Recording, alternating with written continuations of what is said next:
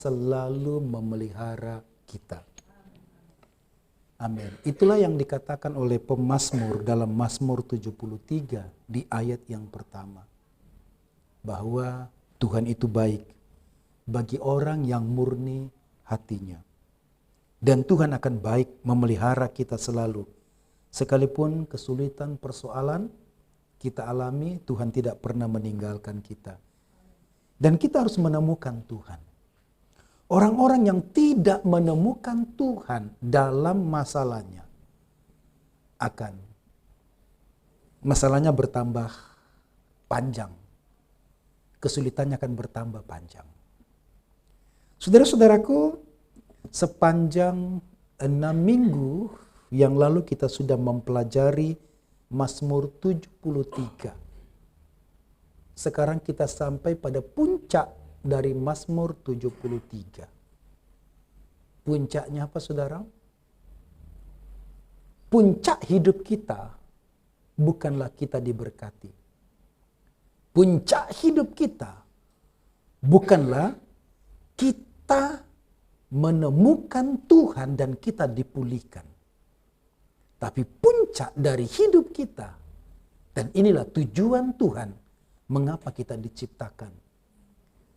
Sekarang kita masuk di Mazmur 73 bagian yang terakhir ayat 27 sampai 28. Dengan topik hasil perjumpaan dalam hadirat Tuhan. Tapi mari kita membacanya sekalian dari ayat 23 ya. Kita lihat konteksnya di ayat 23 sampai dengan ayat 28. Demikianlah bunyinya, tetapi aku tetap di dekatmu. Engkau memegang tangan kananku. Dengan hadiratmu dengan nasihatmu engkau menuntun aku. Dan kemudian engkau mengangkat aku ke dalam kemuliaan. Siapa gerangan ada padaku di sorga selain engkau? Selain engkau tidak ada yang kuingini di bumi. Sekalipun dagingku dan hatiku habis lenyap. Gunung batuku dan bagianku tetaplah Allah selama-lamanya. Kita akan merenungkan ayat 27 dan 28. Sebab sesungguhnya siapa yang jauh daripadamu akan binasa. Kau binasakan semua orang yang berzina dengan meninggalkan engkau. Tetapi aku suka dekat pada Allah. Aku menaruh tempat perlindunganku pada Tuhan Allah. Supaya dapat menceritakan segala pekerjaannya. Amin. Ayat 28 adalah topik kita sepanjang 1 tahun ini. Tetapi aku suka dekat pada Allah. Dan aku menaruh tempat perlindunganku pada Tuhan Allah. Supaya dapat menceritakan segala pekerjaannya. Mengapa suka dekat dengan Allah? Karena kita akan dikenyangkan. Dan pemazmur mengalami kekenyangan dari Tuhan. Saya mau menggambarkan begini. Latar belakang dari kisah ini. Kalau seseorang punya masalah yang besar, lalu kemudian dia berdoa, dan dia ditolong, dia dipulihkan. Tadinya dia begitu menangis, dan dia masuk di hadirat Tuhan, dia mendapatkan kekuatan, dia mendapatkan penghiburan. Kira-kira setelah itu ngapain? Ini yang digambarkan di ayat 28. Setelah itu ngapain? Ya, dia harus keluar dari tempat pergumulannya. Dia harus keluar. Dan dia harus membuat penerapan. Tema ini lebih tepatnya adalah membuat penerapan hidup. Setelah mengalami perjumpaan dengan Tuhan, mengalami kuasa dari Tuhan, maka dia harus melakukan penerapan. Dia harus praktek hidup. Orang Kristen yang tidak melakukan praktek hidup adalah orang Kristen yang egois. Orang Kristen yang tidak melakukan praktek hidup adalah orang Kristen yang tidak bertumbuh. Orang Kristen yang tidak melakukan praktek adalah orang Kristen yang sebenarnya hanya orang Kristen yang rohani tetapi tidak berdampak apa-apa dalam hidupnya. Sekarang pemazmur ingin berdampak. Dia ingin menceritakan, itu puncaknya. Tapi sebelum masuk ke sana, saudara-saudara, pemazmur yang tadinya mengalami masalah, ia cemburu, ia marah kepada Tuhan karena melihat orang-orang fasik yang diberkati, yang tidak serius dengan Tuhan, hidupnya mujur dibandingkan dengan hidupnya sendiri. Pemazmur melihat bahwa orang-orang fasik tidak mengalami sakit, sedangkan ia mengalami sakit. Orang-orang yang tidak serius dengan Tuhan tidak kekurangan, sedangkan dia tanah saja tidak punya. Apalagi untuk diwariskan kepada anak-anaknya. Tapi sekarang dia dipulihkan, dia jumpa dengan Tuhan dan ini yang akan dilakukan. Dia tidak sakit lagi. Dia sudah sembuh. Dan dia ingin membagikan kesembuhannya kepada orang lain. Dia sudah sembuh, dia sudah dipulihkan, dan dia ingin menceritakan bagaimana dia sembuh. Kalau saudara sakit, kemudian saudara dapat obatnya, dan saudara sembuh, saudara tidak ngomong sama orang lain. Itu egois. Padahal ada banyak orang yang sama penyakitnya dengan saudara. Ada banyak. Kemarin sebenarnya saya sangat mengeluh dengan jari saya. Sudah 3 bulan tepatnya. Jari saya tidak bisa ditekuk. Tidak bisa ditekuk, ini sudah kuat, tapi belum bisa ditekuk. Dan kalau dia ditekuk, kalau dia tertekuk sendiri, begitu dia. Maka tidak bisa kembali. Jadi saya harus menolong dia untuk kembali. Tidak bisa. Dan saya harus menolongnya untuk kembali. Dan beberapa yang lalu saya ke dokter disuntik. Suntiknya begini dan saya sudah bilang, "Dok, saya takut disuntik, Dok." Bapak berserah saja, Bapak pasrah saja. Ya, kita suntik. Kalau tidak sembuh, dioperasi. Mendengar kata itu lebih baik saya pasrah saja. Dan kemudian dibalikkan begini, "Sudah, Dok, sakit sekali, Dok. Sakit sekali, Dok." Bapak pasrah saja, lemaskan tangannya. Wah, dan kemudian obatnya itu rasanya suntiknya didiamkan dan obatnya mulai masuk dan saya mulai, "Dok, sakit sekali." Ya, obatnya sudah bereaksi. Kemudian dicabut, antrian nunggu obat itu dan sudah saya kewalahan. Iya. Saya bilang, saya harus saksikan ini kepada orang. Nah, ternyata ada orang yang sakit sama dengan saya. Ini disebut penyakit Stryger finger. Iya, pembekuan pada urat syaraf. Jadi kalau tidak dioperasi, nah ada hamba Tuhan tanya, "Bagaimana kabarnya, Pak?" Bapak tanya yang mana? Kaki kanan, kaki kiri, atau jari? Atau gula darah, Bapak mau tanya. Ya. Tapi sudah baik. Sudah baik maksudnya, enggak usah komentar lagi. Itu maksudnya ya. Sudah baik ya. Jadi kalau saudara tanya sudah baik, sudah baik. Artinya enggak usah tanya lagi, begitu ya. Ya. Nah, saya bilang, "Saya sakit ini." Langsung dia berkata, "Sama, Pak. Saya juga sakit, sudah lama." Cepat. Segera ke dokter. Suntik. Saya harus menyampaikan itu. Kalau tidak, ya betul. Waktu itu, yang sulitnya itu adalah kalau tidur. Kalau tidur tiba-tiba dia nekuk sendiri. Harus bangun untuk pertama menenangkan perasaan dulu. Tenangkan dulu. Setelah tenang, karena itu tiba-tiba gelisah. Karena ini otot sudah mulai muncul dan kemudian harus pelan-pelan dipijit, berapa menit, tarik kemudian. Ya. Orang Kristen egois adalah orang Kristen yang sudah disembuhkan, sudah dipulihkan, tapi tidak mau membagikan. Bukan tidak bisa. Tidak mau membagikan kesembuhannya, pemulihannya kepada orang lain. Nah, saudara-saudara, ada banyak orang sakit yang membutuhkan kita. Atau sebenarnya orang yang tidak membagikan kesembuhannya masih sakit. Walaupun tanya bagaimana kabarnya, baik. Tapi sebenarnya masih sakit. Dan orang yang sakit bisa jadi pikirannya sakit. Orang yang sakit bisa jadi pikirannya sakit. Dan biasanya memang orang sakit itu pikirannya agak sakit. Bukannya pikirannya tentang Tuhan sakit.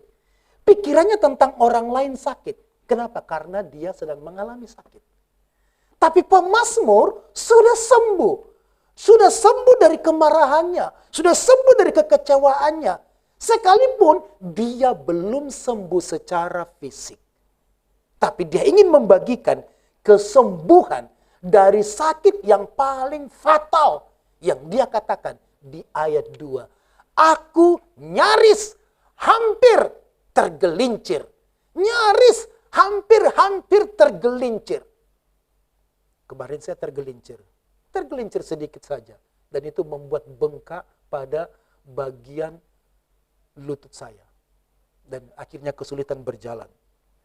Nah, saudara-saudara, setelah pemazmur mengalami kekuatan hadirat Tuhan, sekarang pemazmur akan bangkit. Keluar dari tempat pergumulannya bersama dengan Tuhan. Dan dia melihat keluar dari pintu rumahnya. Dan dia melihat ada banyak orang yang butuh disembuhkan. Karena banyak orang yang mengalami penyakit yang sama. Dan dia harus bangkit dari pergumulannya bersama dengan Tuhan. Tapi dia menerapkan 3 hal. Di ayat 28 ada 3 penerapan praktek yang dia akan lakukan. 3 praktek yang dia lakukan supaya hidupnya berguna. Bukan hanya hidupnya sudah disembuhkan, tapi hidupnya berguna dan hidupnya dibangun terus-menerus. Dia tidak hanya ingin disembuhkan hari ini, tapi dia ingin mengalami kesembuhan setiap hari. Maka ini yang dipraktekkan. Praktek 3 hal itu adalah, yang pertama, tetapi aku suka dekat pada Allah. Yang pertama, saudara-saudara, praktek hidup sebaiknya waktu kita dipulihkan, kita sudah disembuhkan, maka baiklah kita juga menerapkan seperti ini. Ya, kita dibantu. Yang pertama adalah, aku suka dekat pada Allah. Saya pakai aja ya, nggak usah aku ya. Saya suka dekat dengan Allah. Apa pentingnya penerapan ini? Saya suka dekat dengan Allah. Sebentar lagi dia akan meninggalkan doanya. Dan dia harus keluar. Tapi dia menetapkan, membuat komitmen perjanjian dengan Tuhan. Perjanjiannya dengan Tuhan bahwa saya suka dekat denganmu. Dia sedang bicara dengan Tuhan. Sebenarnya kita kembali ke ayat ini. Sebab sesungguhnya siapa yang jauh daripadamu. Jadi dia sedang bicara dengan Tuhan. Maka ayat 28, tepatnya ini bukannya, tapi mu. Tapi dalam mesin saya ditulis kata nya. Harusnya tetapi aku suka dekat pada Allah, aku menaruh tempat perenunganku pada Tuhan Yahweh supaya dapat menceritakan segala pekerjaanmu. Jadi dia buat perjanjian dengan Tuhan, dia buat komitmen dengan Tuhan. Yang pertama adalah, saya suka dekat denganmu Tuhan. Dia buat perjanjian. Karena dia sudah menemukan Tuhan. Orang yang belum menemukan Tuhan, sulit untuk buat perjanjian dengan Tuhan. Sulit. Setiap kali kalau ada orang mau dibaptis, harusnya buat pernyataan. Bukan hanya pernyataan untuk dibaca. Kalau saudara-saudara sedang berbisnis dengan orang lain, butuh perjanjian kontrak. Perjanjian kontrak bukan cuma dibaca setuju, saya setuju, selesai. Bukan begitu. Perlu tanda tangan. Dan ini tanda tangannya. Aku suka dekat denganmu. Aku suka. Nah, saudara-saudaraku, karena ia sudah mengalami dampak hal-hal yang baik dalam hadirat Tuhan, ia sekarang berkomitmen untuk membangun hidupnya di dalam Tuhan. Maksudnya bahwa semua hal yang terjadi dalam hidupnya ini, dia akan bawa kepada Tuhan. Sebelumnya, ia suka dekat dengan nasihat orang lain. Sampai dia bisa tahu cara hidup orang-orang kaya, orang-orang yang tidak mengasihi Tuhan, orang-orang tidak serius dengan Tuhan. Karena dia suka dekat dengan orang-orang seperti itu. Dia suka dekat dengan orang-orang pekerja keras. Dan dia lihat, kenapa dia berhasil? Dia kerja keras, bangun pagi, pulang malam. Dan kemudian malamnya gantung kaki. Karena kerja keras. Dia suka dekat dengan orang-orang seperti itu. Dan dia pelajari bagaimana berhasil. Dia suka dekat. Dia suka dekat mendengar nasihat orang-orang sukses. Dan saudara-saudara, selama ini rupanya dia tidak membangun hidupnya. Saudara, ini hamba Tuhan. Ini hamba Tuhan. Ini orang Levi. Ini imam. Tapi ternyata cuma status. Bisa saja itu sama dengan kita. Kita Kristen. Kita pelayan Tuhan. Tapi kita cuma status. Saya hamba Tuhan tapi status. Dan tidak pernah suka dekat dengan Tuhan. Malah suka memperhatikan orang-orang. Suka memperhatikan orang-orang dan membuat saya marah. Membuat saya cemburu. Membuat saya jengkel. Karena ternyata saya tidak suka dekat dengan Tuhan. Orang yang suka dekat dengan Tuhan, semuanya ini akan hilang. Karena dia akan bicara kepada Tuhan. Selama ini dia hamba Tuhan, dia melayani Tuhan, dia khotbah, tapi tidak pernah bicara sama Tuhan. Tidak pernah bergumul dengan Tuhan.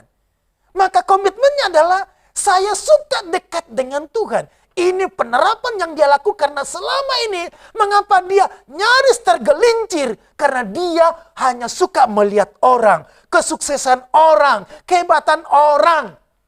Bahkan kadang-kadang, suka melihat hal-hal yang buruk dari orang. Tapi waktu dia dekat dengan Tuhan, dia lupakan semua hal-hal yang buruk dari orang. Jadi saudara dekat sama siapa? Saudara dekat dengan orang-orang yang pembual, pemarah. Dan rasanya kita senang dengan itu. Dan pemazmur tidak mengalami apa-apa. Selama kita dekat dengan orang-orang seperti itu, cara hidup seperti itu, kita tidak dapat apa-apa. Nah, yang menarik saudara-saudara, sebenarnya saya mau khotbah 27 khusus. Ya, tapi kita habiskan saja ya. Yang menarik adalah ayat 28 dihubungkan dengan ayat 27. Kita kembali ke ayat 27. Sebab sesungguhnya siapa yang jauh daripadamu akan binasa. Saudara, jauh ini bukan orang non. Jauh ini ya dia. Dia selama ini dia jauh dari Tuhan. Padahal dia tinggal di bait Allah. Dia tinggal di pastori. Selama ini dia tinggal, dia melayani. Setiap hari dia melayani. Setiap hari dia bisa jadi, dia baca Alkitab. Bisa jadi. Dan dia berkata, sebab sesungguhnya siapa yang jauh daripadamu akan binasa. Itu sebabnya hubungannya 28. Tetapi aku suka dekat pada Allah. Karena selama ini dia jauh dan dia binasa. Binasa bukan berarti mati. Binasa bukan berarti masuk neraka. Bukan. Jadi hati-hati menafsirkan Alkitab. Binasa berarti kehilangan damai. Binasa berarti kehilangan harta benda. Binasa berarti hancur. Dan 2 kali diulang kata, kau binasakan, destroy. Kamu hancurkan. Tanpa pengharapan, itu juga binasa. Jadi binasa juga adalah hidup dalam kekacauan. Pikirannya kacau, itu binasa. Dan pemazmur mengalami kebinasaan, pikirannya kacau. Pikirannya marah terus setiap hari, padahal dia melayani Tuhan. Saya bayangkan bagaimana mungkin orang melayani Tuhan. Mulai dari main musik, WL, khotbah, tapi penuh dengan kemarahan. Saya membayangkan bagaimana orang melayani Tuhan, tapi susah untuk mengampuni. Bagaimana orang melayani Tuhan, tapi marah kepada Tuhan. Saya bayangkan itu. Kecuali dia merasa rohani dan berkata, Tuhan, sia-sia aku melayanimu. Sia-sia, lalu Tuhan bilang, aku lebih sia-sia sebenarnya. Kalau Tuhan mau jujur sama kita ya. Tapi Tuhan begitu setia. Sesungguhnya. Nah, saudara-saudara, ini menarik kata. Boleh hilangkan kata sesungguhnya. Boleh aja berkata begini. Sebab siapa yang jauh daripadamu akan binasa. Bisa. Tapi ditambahkan kata seruan. Sebab sesungguhnya. Ini tidak bohong. Bukan cuman ini. Saya akan berkata. On behold, lihatlah. Sebab itu, lihatlah. Siapa yang jauh daripada bahkan binasa. Ini contohnya. Lihat, saya sudah kacau. Saya kehilangan damai sejahtera. Saya tidak menikmati ibadah. Saya tidak menikmati penyembahan saya. Saya tidak menikmati ibadah saya. Saya tidak menikmati pelayanan saya. Saya tidak menikmati pengabdian saya. Lihatlah, saya sudah binasa. Hanya bernafas saja. Kalaupun saya melayani, ini cuma tugas saja sebenarnya. Saya sudah binasa dan saya tidak punya harapan sama Tuhan. Kalau bicara Tuhan, saya harus memaksakan. Saudara-saudara, Tuhan itu baik. Tapi di hati ini, di mana kebaikan Tuhan? Di mana kebaikan Tuhan? Kita sudah binasa. Kita sudah kehilangan. Bukan hanya kehilangan Tuhan, tapi kehilangan berkat-berkat Tuhan. Kehilangan kualitas hidup. Kau binasakan semua orang yang berzina dengan meninggalkan engkau.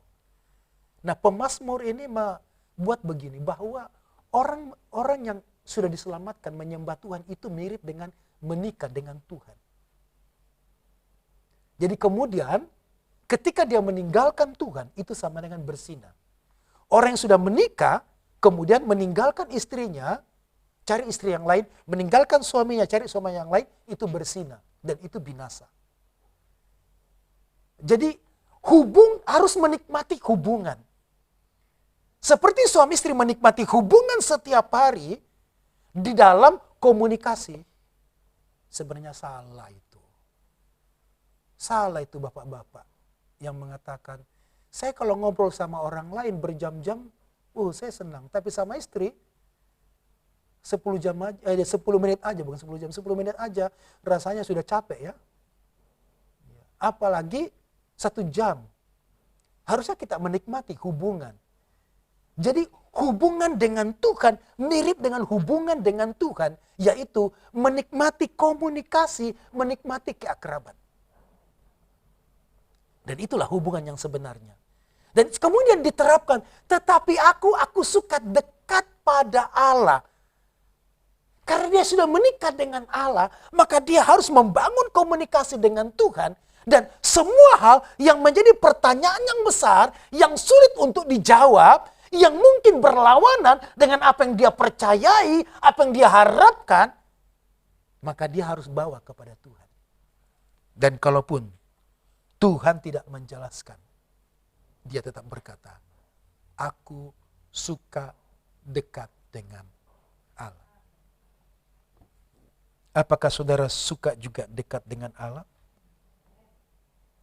Suka dekat dengan Allah, kita akan menikmati ketenangannya. Buat perjanjian, komitmen seperti ini. Aku suka dekat dengan Allah. Nah, saudara-saudara, suka dekat dengan Allah itu dibutuhkan perjuangan. banyak pengakuan dan cinta bohong. Aku suka dekat denganmu, tapi tidak pernah berkunjung. Aku suka dekat denganmu, tapi kalau boleh saya jarang pulang ke rumah. Itu cinta yang bohong. Suka dekat dengan Allah berarti harus menikmati hubungan dengan Tuhan. Dan itu berarti harus diperjuangkan. Harus diperjuangkan. Suka dekat dengan Allah diperjuangkan. Di ayat 26 dia berkata, sekalipun dagingku dan hatiku habis lenyap. Bahkan sekalipun sakit harus diperjuangkan. Kadang-kadang kan alasan, kenapa tidak ibadah? Hujan, Pak.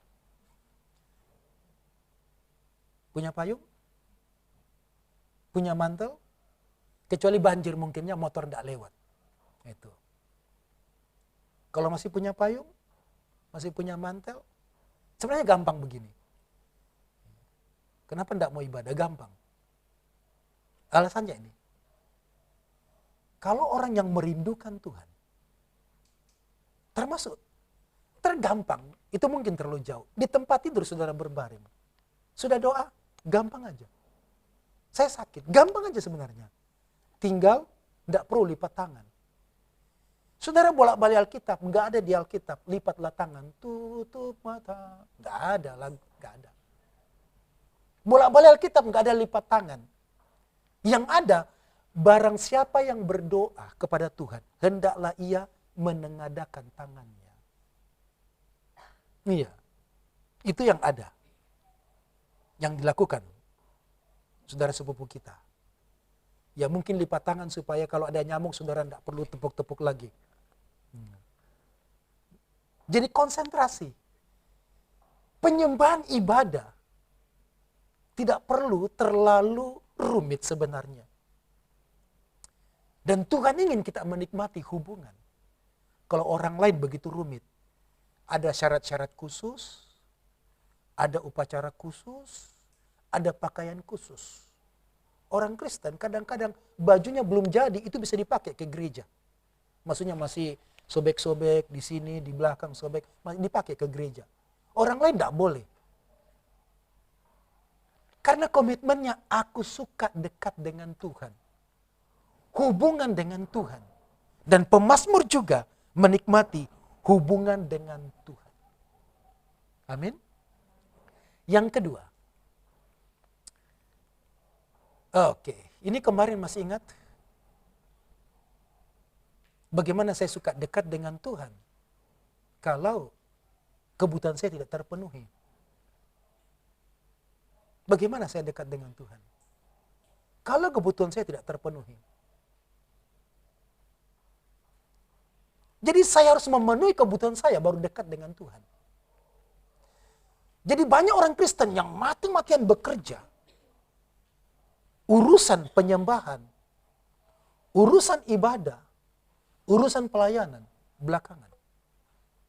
Saya pernah bercerita teman saya, seorang pengusaha menengah. Dan dia berkata begini, dia merintis gereja, dan kemudian masih ingat pernah kita melayani di daerah Sanur? Gereja itu diserahkan untuk kita layani karena dia ingin full jadi pengusaha. Pak Johan tolong layani gereja kecil ini. Dia gabung dengan gereja kita dan kemudian bertumbuh dan kita serahkan kepada satu mahasiswa untuk digembalakan. Tapi ternyata sudah tutup karena bermasalah juga gembalanya. Dia berkata begini, silakan Bapak layani, saya fokus sebagai pengusaha dulu.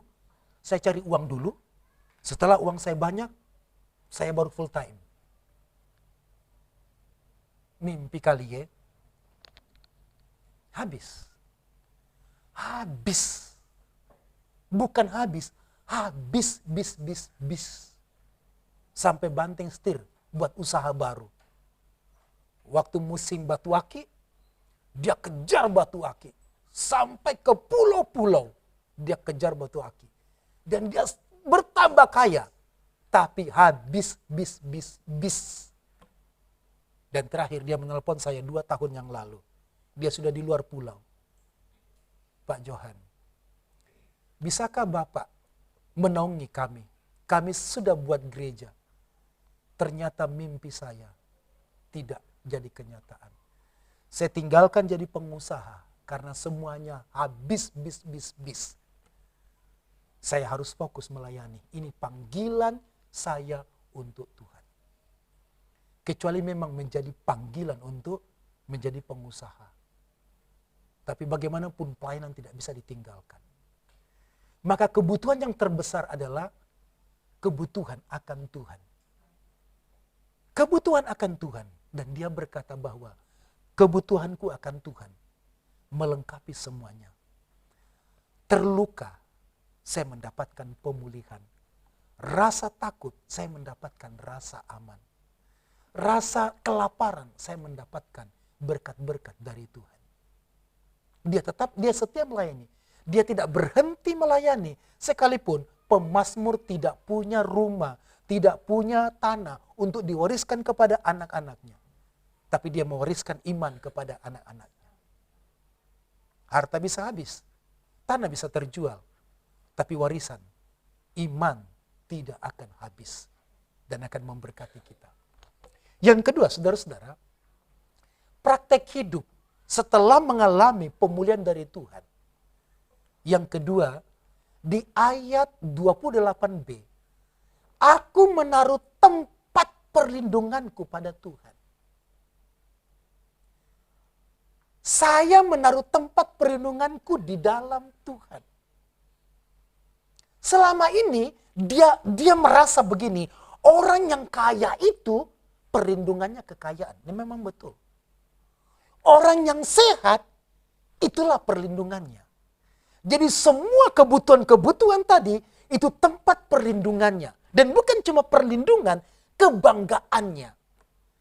Waktu dia menikmati berkat, dia banyak uang, dia menikmati makanan, ini kebanggaannya. Dan sekaligus statusnya. Coba periksa WA-nya. Dengan Facebook-nya, itulah status kita. Bukankah kita biasa makan apalagi enak? Pasang di status toh. Kenapa saudara tidak bagi kepada saya khususnya? Kalau saudara makan yang enak. Kenapa saudara bagi hanya foto-foto saja? Ya kemarin saya dapat foto, lihat dan puji Tuhan. Kopinya dikasih ke saya, itu bagus sekali. Ya. Kenapa kita cuma bagi-bagi foto saja?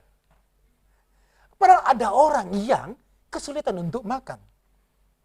Ada orang. Tapi kita dengan status yang wah menikmati. Kalau boleh saya menghindari yang begitu saudara. Tapi kecuali saya ditraktir saya akan foto. Nanti supaya dia ingat saya pernah ditraktir. Dan saya ingat akan tagih lagi itu nanti. Nah ini status sebuah kebanggaan. Jadi saya menaruh tempat perlindunganku.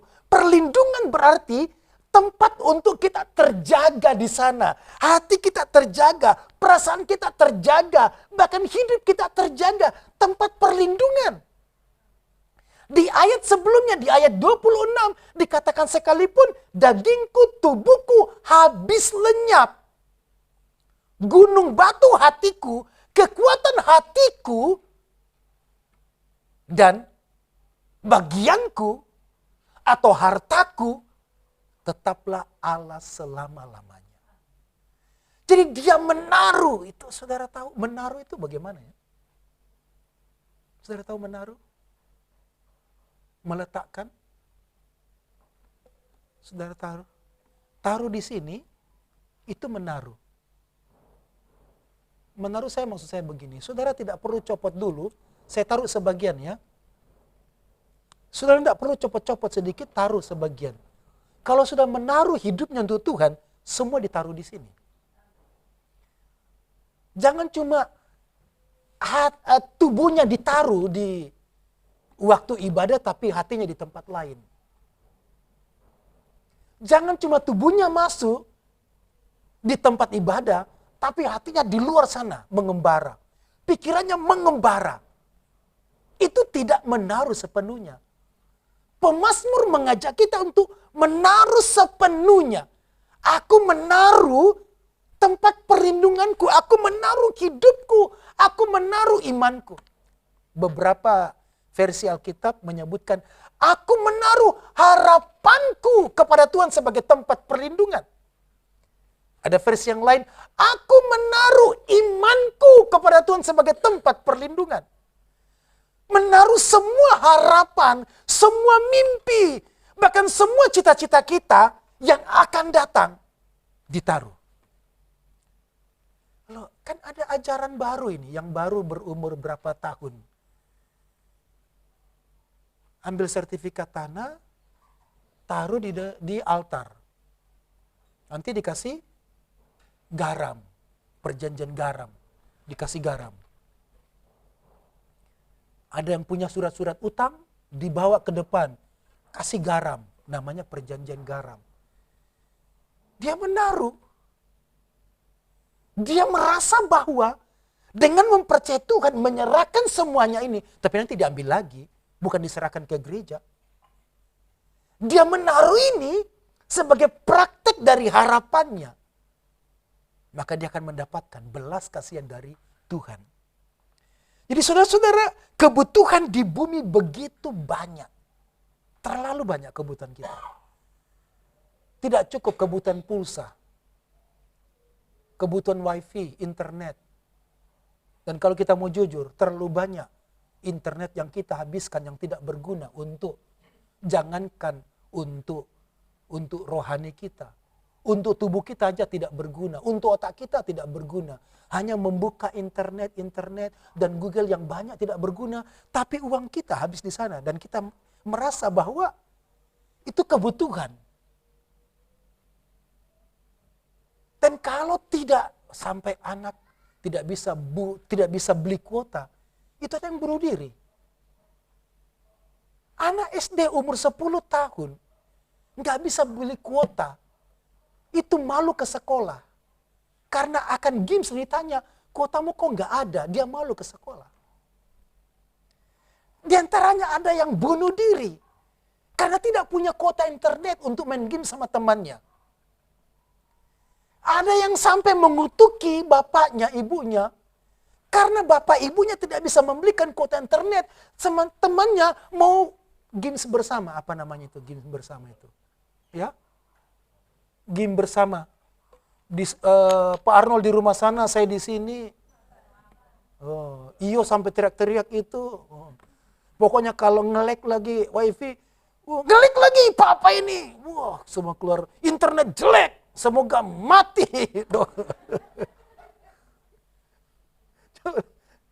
Coba. Berapa banyak kata-kata yang tidak berguna dikeluarkan karena merasa ini kebutuhan. Kebutuhan tidak cukup kopi, tidak cukup kopi Bali, apalagi kopi Toraja, tidak cukup. Perlu Starbucks. Dan kita merasa hidup. Ayo kita pertemuan di mana yuk? Di Starbucks. Padahal kita susah uang loh. Apalagi bayar bersama sekarang. Di Bali kayaknya belum masuk itu. Sekarang bayar bersama. Jadi kalau diajak rapat, di mana? Diajak rapat, datang. Nanti bayar sendiri-sendiri. Padahal itu rapat. Cukup kan sebenarnya kopi Toraja 1 bungkus dibawain ke rumah?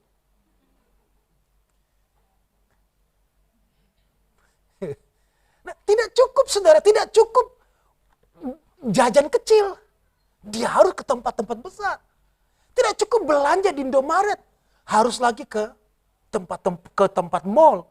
Jadi kebutuhan semakin besar. Dan merasa itu kebanggaan kita, itu harapan kita. Dan pemazmur berkata, sekalipun aku tidak punya itu. Tidak cukup HP yang hanya untuk telepon dan terima buka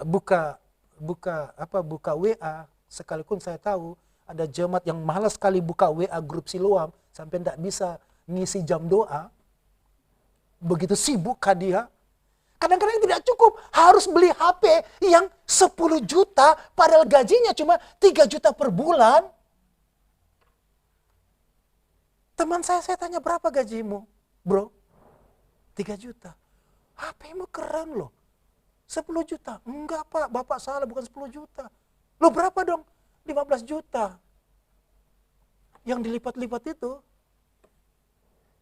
HP yang dilipat 10 juta, 15 juta. Wah, ada yang 25 juta. Itu merasa kebanggaan. Nah, kalau kita nuruti semuanya itu, sakit. Pasti sakit. Tidak cukup beli motor kan? Pakai aksesoris tambah, harusnya beli motor 20 juta, pakai aksesoris lagi 25 juta, itu pun 5 juta ngutang. Tidak cukup beli mobil, pakai aksesoris yang tambahan lagi. Terlalu banyak kebutuhan. Dan kalau kita letakkan harapan kita, sandaran kita pada semua kebutuhan yang dikatakan Abraham Maslow tadi, kita akan menjadi korban dari perasaan kita. Jadi saya meletakkan semua harapan saya, bahkan kalaupun doa saya tidak dijawab, harapan saya tidak akan mati. Sebab saya tahu harapan saya dalam Tuhan tidak akan mati. Saya tahu bahwa Tuhan saya hidup untuk selama-lamanya, Dia akan memuaskan hatiku. Kita tidak akan pernah dengan puas semua kebutuhan manusia, semua kebutuhan dunia. Tidak puas. Sudah menikmati makanan restoran, rasanya tidak puas, cari restoran yang lain lagi. Apalagi teman posting, enak di restoran ini. Kita akan pusing setengah mati kalau belum sampai ke sana. Tidak akan puas. Saudara-saudara, saya membiasakan diri untuk hidup sederhana dan hemat. Dulu saya ditertawain di kampus, saya bawa rantang. Teman saya, dosen-dosen berkata, kayak anak TK. Sekarang dia bawa rantang juga. Saya mau bilang kayak anak SD, kan tidak cocok ya. Saya bawa rantang kemana-mana. Saya bawa air minum. Botol yang kemudian diisi. Dia bilang anak TK. Teman saya bawa akuarium. Saya bilang, Bapak bawa akuarium. Saya sih masih mending. Akuarium yang botolnya besar sekali ya. Coba saudara bayangkan, beli aqua. Satu hari. Itu berapa? 10.000. Kalikan saja.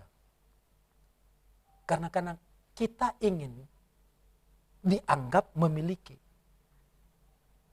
Ya setiap hari saya membawa botol. Kalaupun sudah ada aqua di kantor, saya bawa juga aqua. Itu bawa 2 botol lagi. Saya mencoba hidup sederhana dan saya coba menabung dengan cara itu. Coba saudara pikir itu berapa banyak yang kita simpan. Saudara Anto, saya ajar dia 2 tahun yang lalu. Mau punya motor? Mau Pak. Berhenti merokok. 1 hari kamu merokok berapa? Coba kamu hitung. Gajimu berapa? Gaji saya habis. Saya kirim ke keluarga, kemudian saya pakai merokok. 1 hari berapa? Belum untuk kamu. Belum lagi kamu punya teman, kamu bagikan. Orang merokok biasanya orang yang sosialnya tinggi sekali. Iya. Saya nggak kenal sama dia, tiba-tiba datang, Pak, Bapak mau merokok? Maaf Pak, saya mau hidup kaya. Iya. Coba dikalikan dengan itu. Dikalikan. 1 bungkus rokok 1 hari, dikalikan. Bisa jadi uang muka tiap bulan. Malah kadang-kadang, jajan bapaknya lebih mahal daripada jajan anaknya. Nah saudara-saudara, kalau itu menjadi semua kebanggaan, coba hampiri Tuhan dan bicara kepada Tuhan dan menjadi, Tuhan aku menaruh tempat perlindunganku, harapanku. Semua cita-citaku kepada Tuhan. Kalau kita sudah berusaha dan Tuhan tidak jawab, apa boleh buat. Tapi kalau kita sudah berusaha, berjuang sedemikian rupa, masa Tuhan tidak mendengarkan perlindungan kita. Nah saudara-saudara, yang menarik adalah, nama Tuhan ditulis lengkap. Tuhan Allah. Adonai Yahweh. Dan dia menganggap Yahweh itu Adonai majikan. Dia sedang melayani Tuhan. Dia memposisikan dia sebagai staf, sebagai bawahan. Dan Tuhan itu majikannya. Dan dia berkata, masakan majikan saya tidak peduli sama hidup saya. Majikan saya masakan dia tidak membawa. Kalau saya sakit, masakan majikan saya tidak bisa menyembuhkan saya. Kalau saya kesulitan, masakan majikan saya tidak membela hidup saya. Adonai majikan. Masakan majikan saya tidak memberikan berkat untuk saya. Enggak mungkin. Jadi harusnya tulisannya adalah Tuhan Yahweh.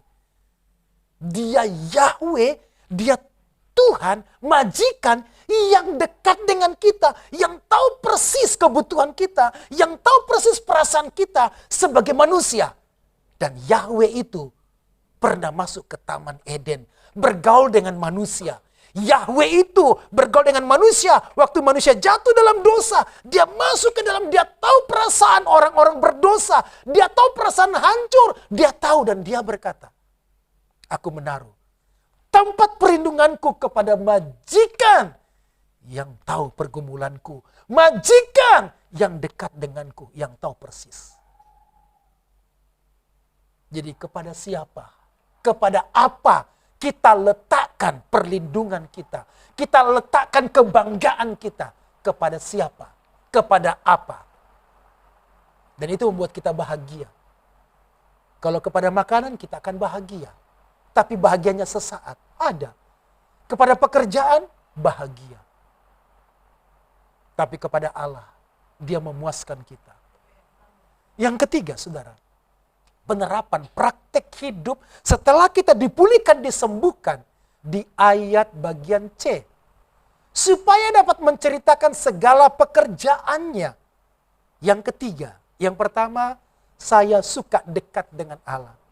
Yang kedua, saya menaruh harapanku kepada Tuhan sebagai tempat perlindungan. Yang ketiga, saya akan menceritakan perbuatan Tuhan. Perbuatan Tuhan yang bagaimana? Apakah Tuhan sudah menyembuhkan sakitnya? Belum. Apakah Tuhan memberikan tanah? Belum. Perbuatan apa? Supaya aku dapat menceritakan segala pekerjaannya atau perbuatannya. Apa pekerjaan Tuhan? Pekerjaan Tuhan mulai dari ayat 23 sampai 26. Itu pekerjaan Tuhan. Bagaimana Tuhan menerima dia, bagaimana Tuhan menghibur dia, bagaimana Tuhan menasihati dia, bagaimana Tuhan menguatkan dia, bagaimana Tuhan mengampuni dia, dan bagaimana Tuhan menyelamatkan dia. Dan Tuhan bicara kepadanya. Itulah perbuatan Tuhan yang besar. Saudara, perbuatan Tuhan yang besar. Bukan kita mendapatkan mujizat dari sakit disembuhkan. Bukan. Perbuatan Tuhan yang besar bukan mendapatkan motor atau mobil. Perbuatan Tuhan yang besar bukan mendapatkan rumah atau tanah. Perbuatan Tuhan yang besar bukan mendapatkan tiba-tiba mujizat. Bukan. Perbuatan Tuhan yang besar menemukan Tuhan yang mengampuni kita.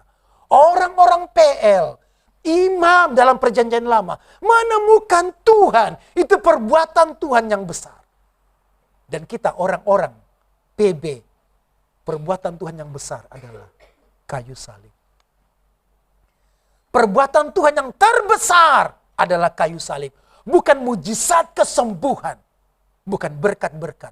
Perbuatan Tuhan yang besar adalah Yesus mati untuk kita. Perbuatan Tuhan yang besar, dan Yesus mati menggantikan kita yang berdosa. Perbuatan Tuhan yang besar, Yesus mati menggantikan kutuk kita. Perbuatan Tuhan yang besar, dia menyelamatkan kita. Itu perbuatan yang terbesar. Temukan ini saudara-saudara. Sekarang kita masuk dalam minggu sengsara. Yesus yang ke-5. Yang keempat sekarang ya. Dan biarlah kiranya kita menemukan perbuatan Tuhan yang besar dalam hidup kita. Membagikan. Yesus mengajarkan kita untuk mengampuni. Dan berkata, ampunilah mereka Bapa. Yesus menyediakan kesembuhan dari luka batin. dengan cara melepaskan pengampunan. Yesus tidak membiarkan dirinya untuk menyimpan kemarahan. Di mana keluarganya waktu dia sendiri ditolak, dihukum. Di mana semua murid-murid dan orang yang dipercayai, waktu dia seorang diri berjuang, dia melepaskan pengampunan. Dia melepaskan kemarahan. Dan Yesus mengajarkan kita untuk kuat sekalipun sendiri. Sekalipun sendiri.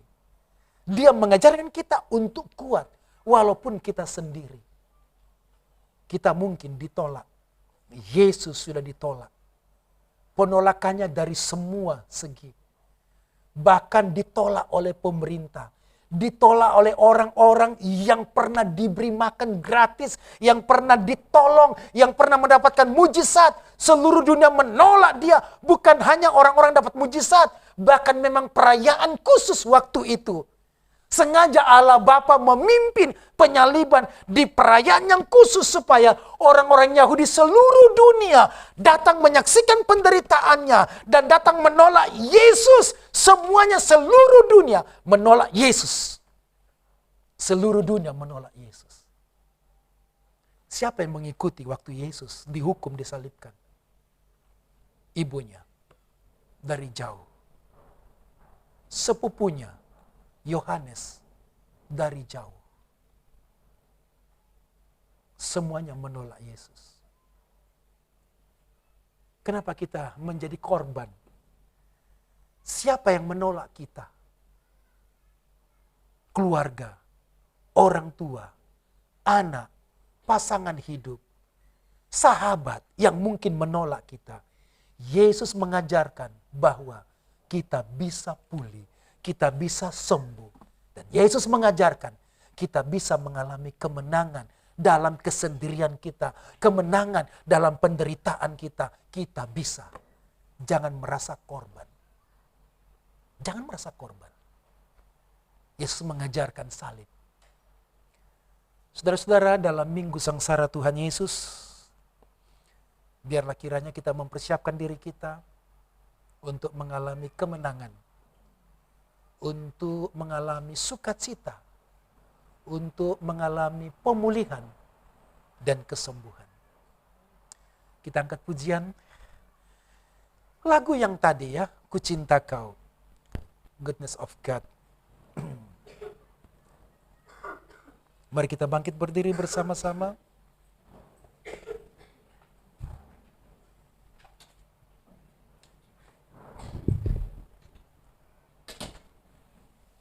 Kita angkat pujian. Tuhan